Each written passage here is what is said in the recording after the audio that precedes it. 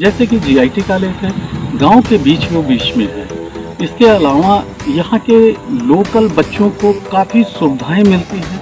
का जो GIT college है मैंने देखा और मैं आने का अवसर मिला, मेरे लिए बहुत बड़ी बात है। जो स्कूलिंग वहाँ से उसकी कामयाबी के जो प्रतिशत आप सभी को बता रहा हूँ मैं, वो 1%। शिक्षा जगत में अपनी अलग पहचान रखने वाले काउंसलर मोटिवेटर संदीप पांडे ने सरकारी और अर्ध सरकारी स्कूलों को बताया मध्यम वर्गीय परिवार के लिए वरदान।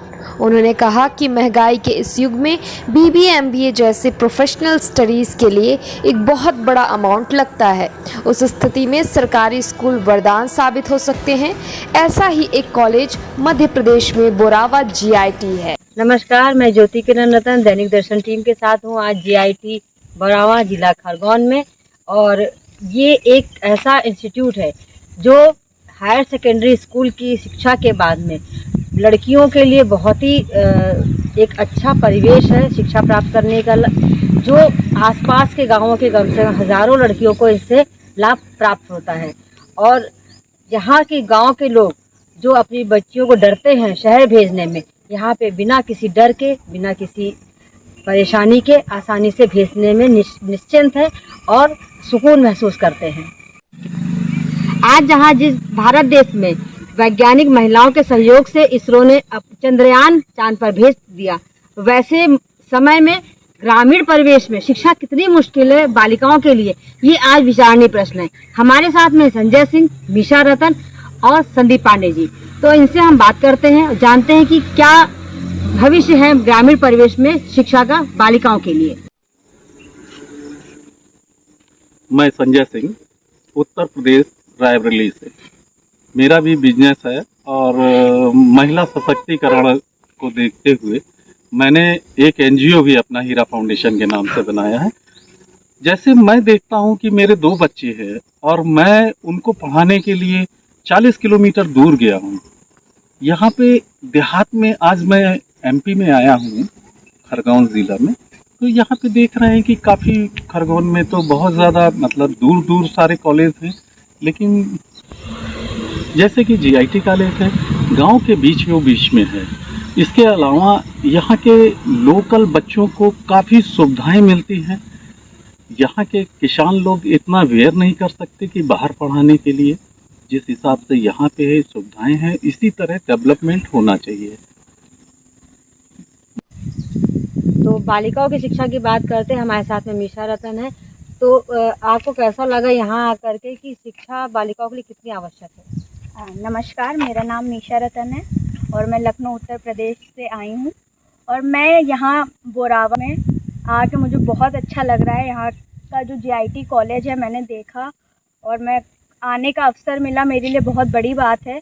और यहाँ की जो बच्चियाँ हैं जो पढ़ना चाहती हैं 12वीं कक्षा के बाद, वो आके ज़रूर इस जीआईटी कॉलेज में एडमिशन ले सकती है, क्योंकि उनके लिए शायद इंदौर शहर बहुत दूर होगा या और भी जगह बहुत दूर होंगी, आने जाने का उनको सब कुछ बहुत सारा देखना पड़ता होगा। लेकिन अगर यहाँ पे वो कॉलेज में आएंगी, पढ़ाई करेंगी, आगे अपना भविष्य देखना चाहती हैं वो अच्छा, तो वो आए इस कॉलेज में एडमिशन ले और उच्च शिक्षा की प्राप्ति करें। तो अब हम बात करते हैं, हमारे साथ में हैं संदीप पांडे जी। तो आप बालिकाओं की शिक्षा के लिए आपके विचार मैं जानना चाहूँगी। बहुत उम्दा क्वेश्चन है और बहुत दयनीय दुखद सवाल है ये।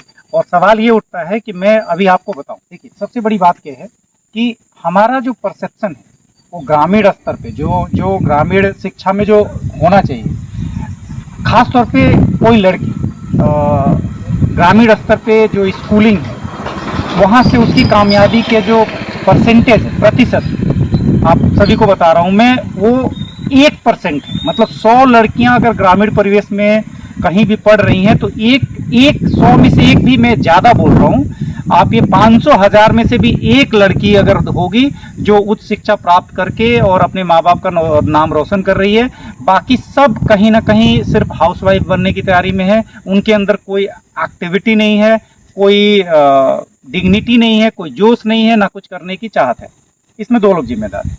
एक तो माँ बाप, देखिए, जब कोई भी माँ बाप खुद दिखावे की जिंदगी जिएगा, जैसे मैं बहुत सारे गार्जियन को देखता हूँ, आप बिलीव नहीं करेंगे, मुझे उन पे तरस आता है।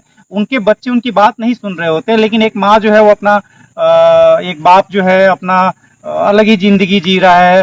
वो एक उम्र, मैं मानता हूँ कि बच्चा जब मेरा बड़ा हो रहा है, मतलब एक जिम्मेदारी जब आ रही है, तो मुझे जिम्मेदार होना पड़ेगा उसके शिक्षा के प्रति। अब वो क्या करता है, वो स्टेटस लगाएगा अपने कार की, अपने आजकल चला हुआ आईफोन खरीदा, स्टेटस लगा दिया, है ना। तो इस तरह से उसका खुद का बच्चा जो है ना, वो मिसगाइड जोन में है कि हमारे लिए शिक्षा जरूरी है, कि ये सारे जो लिफाफे गिरी हैं वो करना जरूरी है, इंस्टा पे रील बनाना जरूरी है, कि मैथमेटिक्स की स्टडी करना जरूरी है। तो ये बहुत भारी समस्या है।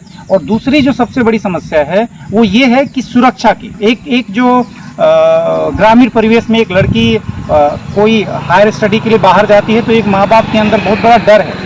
जो सवाल आप पूछ रही है उसका एक सबसे बड़ा यहाँ पे जवाब ये है कि एक डर है उनके अंदर कि अगर हम बाहर भेजते हैं तो कहाँ रहेगी, क्या खाएगी, कैसे। एक बड़ा प्रश्न है ये।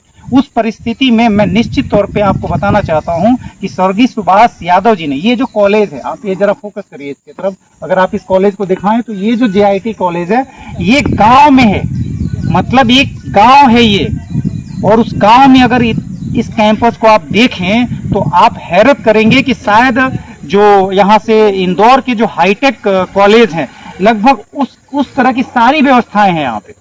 तो ये एक विजनरी पर्सन ही कर सकता है कि, और इससे फायदा क्या है, अब जो ग्रामीण परिवेश में जो बच्चियां हैं, जो जिनका घर यहीं पे है, तो उनकी एक बिगनिंग हो जाएगी, उनकी एक शुरुआत हो जाएगी कि चलो हम एक शुरुआत करते हैं। और धीरे धीरे, आप बिलीव नहीं करेंगे, यहाँ पे जो बच्चियां आती हैं वो सब गांवों से आती हैं, और धीरे धीरे उनकी जो ट्रेनिंग है, उनका प्रशिक्षण होते होते उनका माइंड सेट हो जाता है, और वो फिर बड़े रास्ते के लिए आगे निकल जाती हैं। तो मतलब ये है कि मैं सबसे ये कहूंगा, जो भी लीडर लोग हैं, जो जिनके हाथ में चीजें हैं, मैं उन सभी लोगों से, जो भी सरकार है, अभी वर्तमान में जो सरकार है या पहले भी सरकार रही, जो सरकार आएगी, जो नेता जीतेगा, मैं सारे नेताओं को एक साथ बोलता हूं कि अगर आपको कुछ नहीं करना है, आप अपने क्षेत्र में ऐसा महिलाओं के लिए कॉलेज बनाइए, जिस दिन लड़कियां प्रशिक्षित हो जाएंगी, जिस दिन महिलाएं प्रशिक्षित हो जाएंगी, उस दिन इस देश की अर्थव्यवस्था सुधर जाएगी। सीधा सा एक जवाब है, महिलाओं को प्रशिक्षित कर दीजिए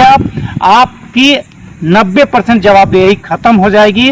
और निश्चित तौर पे ये जो स्वर्गीय सुभाष यादव जी करके गए हैं, ये लगभग आज के डेट में असंभव सा प्रतीत होता है। लेकिन मैं फिर कहता हूं, आज चाहे वो मीसा को सुना आपने, मीसा बहुत ही अच्छी ट्रेनर है, बहुत ही अच्छी मेंटर है। 22 साल के एज में एक लड़की क्लासिकल डांस से पूरे विश्व में अपना नाम रोशन कर रही है। इवन वो जगह जगह के बच्चों को, इवन विदेश के बच्चों को वो क्लासिकल सिखाती है ऑनलाइन।